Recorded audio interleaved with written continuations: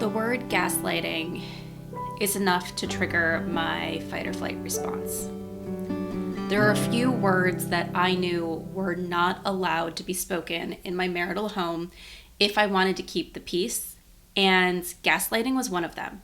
If I dared to speak the word, I would get a lecture on what the definition of gaslighting was to him, how I was wrong to assume anything was gaslighting that was going on in our home, and getting back to the original conversation and talking about what hurt me was impossible. At times, I almost felt like I was being gaslit around what gaslighting was. But was I?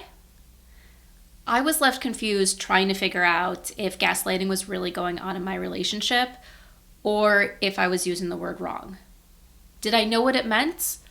Or was my husband right and I was just using this trending word incorrectly? It was really this whole thing of trying to figure out, am I right or am I wrong? Is there gaslighting going on or is there not? And I feel like many people get stuck into this cycle of, are my realities and what I'm feeling correct? Or is what someone else telling me about reality correct? Which side is it? Still, it was never lost on me that the use of a single word could derail an entire conversation that would never go back to what it was before I dared to speak that word out loud. My mind would race through questions like, was that really gaslighting? Do I even know what gaslighting is? Would my husband actually listen to my concerns and address them if I didn't use that word? How can I get him to understand what I'm feeling? Do I even really know what gaslighting is? Am I the problem because I'm mislabeling what is happening? If I'm perfect next time and use all the right words, will he actually listen to what I'm saying? Obviously, looking back, whether I was mislabeling things as gaslighting or not was not the main problem when you looked at the big picture. Still, it was a question that was weighing on me. So today, I want to talk about gaslighting so you can possibly see whether it's going on in your relationship or not. Because one of the most important things is to not have to depend on the person that's potentially gaslighting you to validate your experience on whether it's gaslighting or not. Hello, and welcome to the He Blamed It On Me podcast. I am your host, Jamie.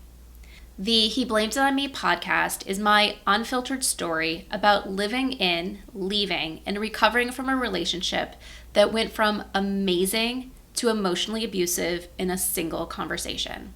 Part story, part survival guide, this podcast is for survivors, those still living in it, and those who are trying to understand emotional abuse.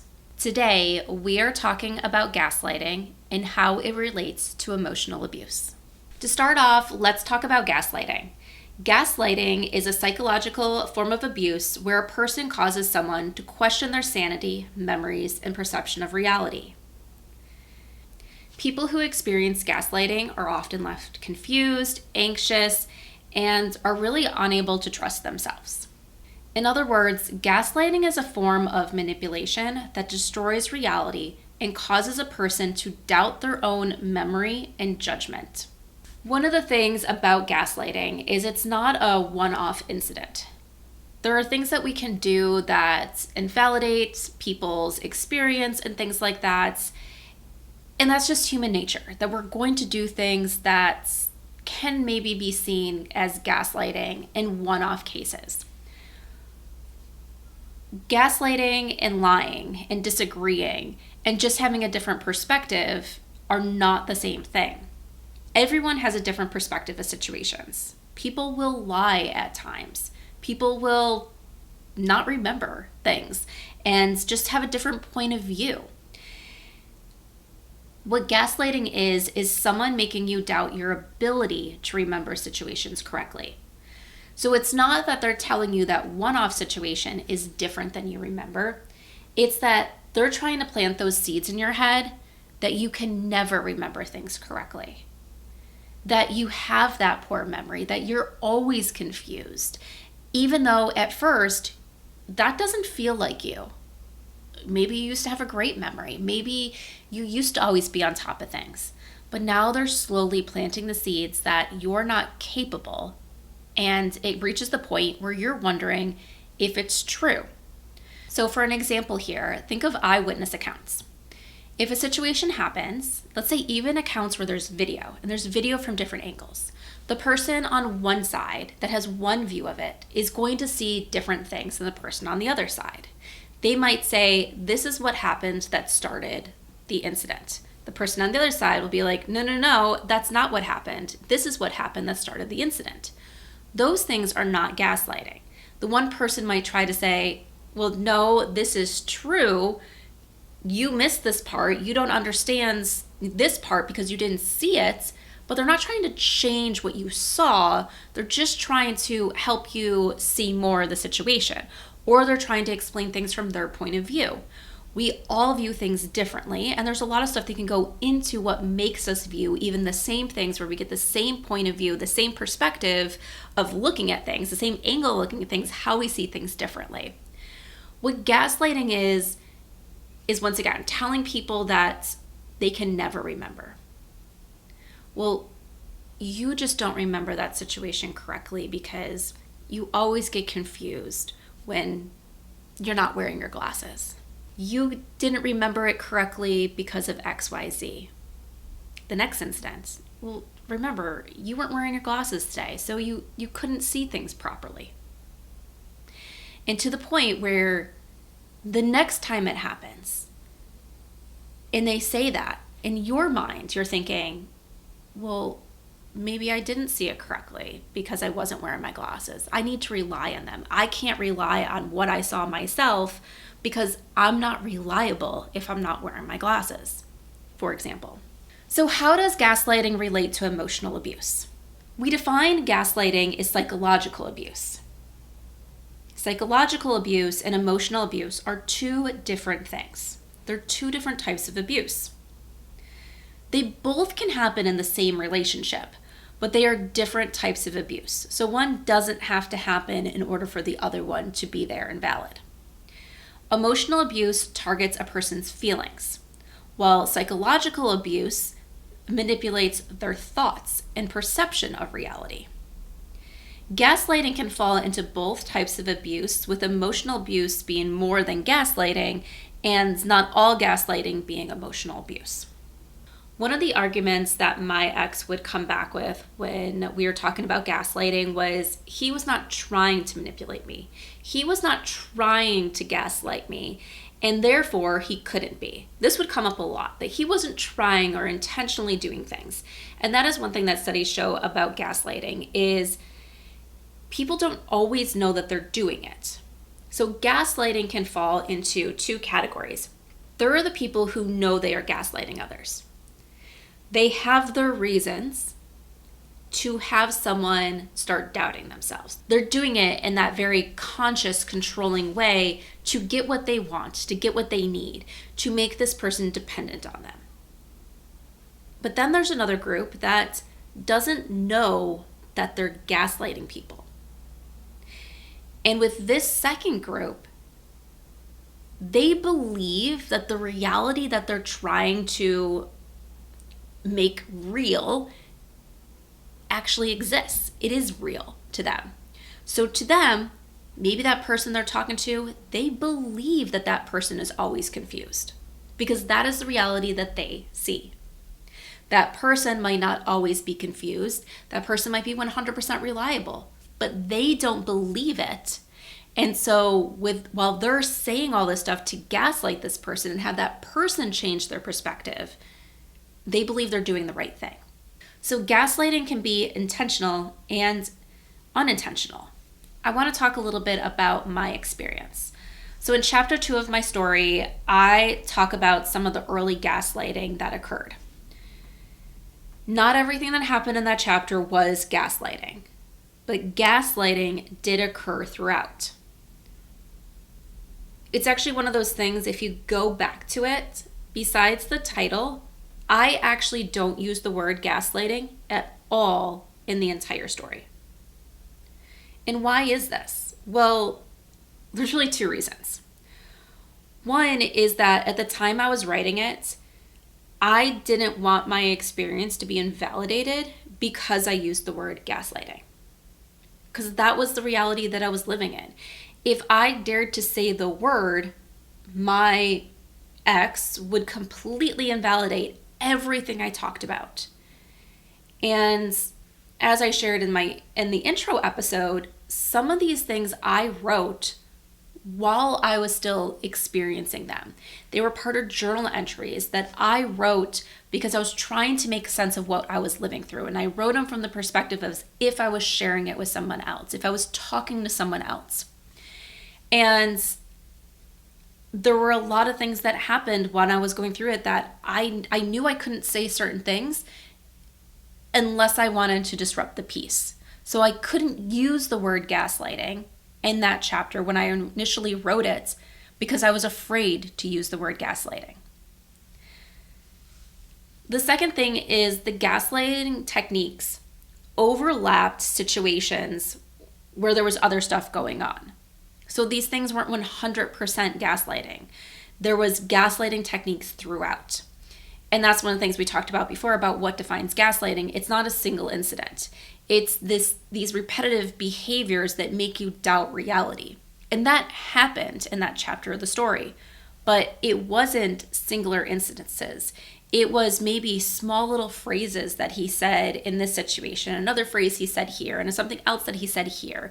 And these little comments that were one-off comments that weren't about bigger pictures or attached to bigger stories or things like that, that was really planting those seeds of changing my perspective.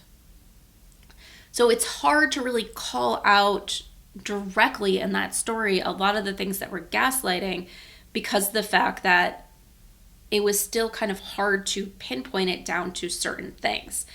Looking back, I would say, yes, there's definitely gaslighting in that story and some things that are easier to see than others, but it's still one of those things. It's the theme that went throughout that period of time versus being able to say, there, that's it. That was the particular incident that was gaslighting. Because once again, it wasn't a particular incident. It was a series of things that I was being told and things that were being done to change my view about what was going on, to change my view of my reality.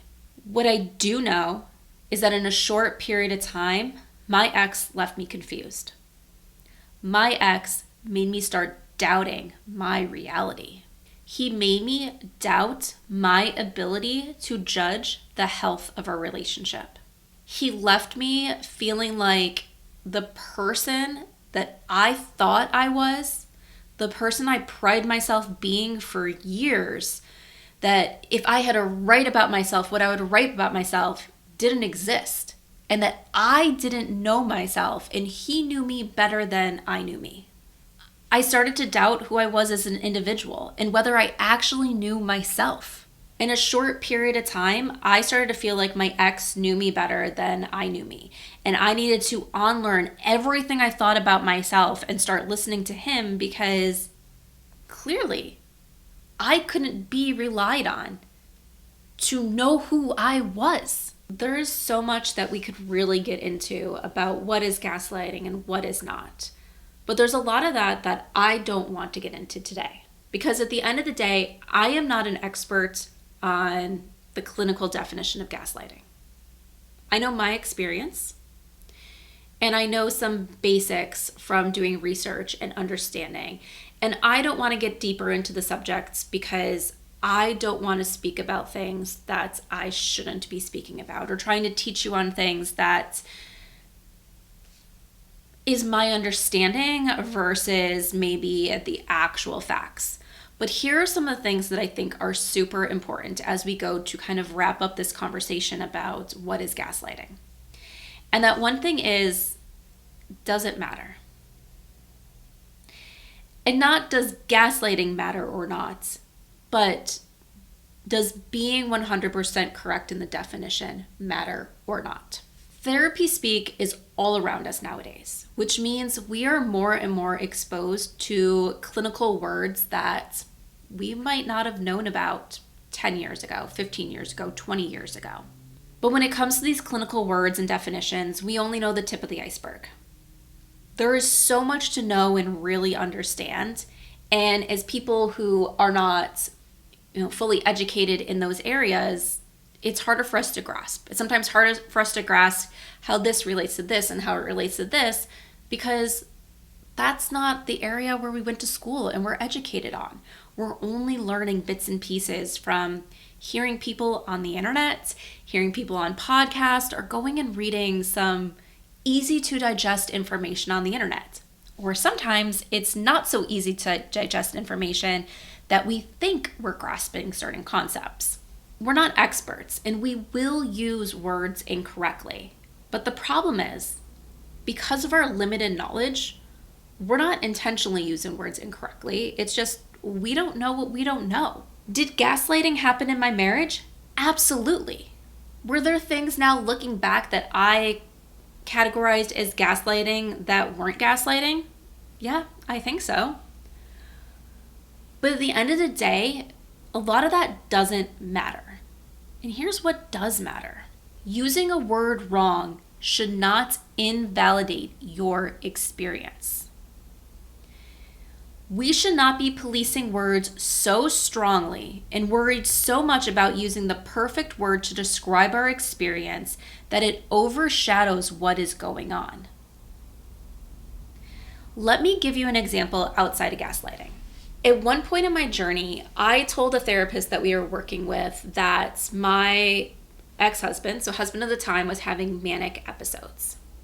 And she stopped me and said, well, has your husband been diagnosed with X, Y, Z? And she listed a few things. And I said, no. And she said, well, then they're not manic episodes, so don't use that word. And she shut down the conversation. That was it. We didn't talk anything more about those episodes. It was just, I'd incorrectly labeled them as manic episodes according to her, so we were done. And I was left there thinking, okay, I'm wrong. They're not manic episodes. And that was it. But here's the thing.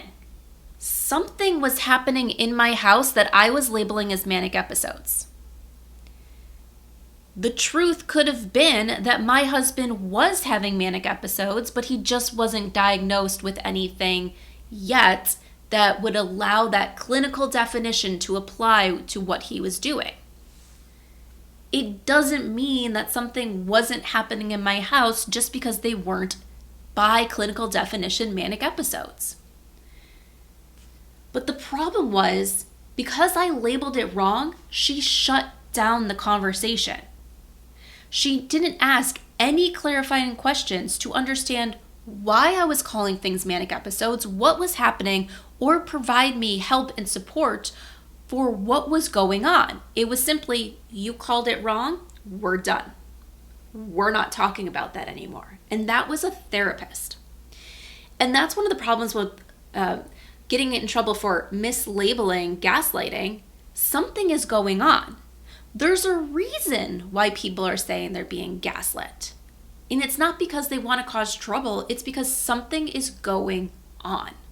We shouldn't shut down conversations because the wrong word is used. We should explore what is going on.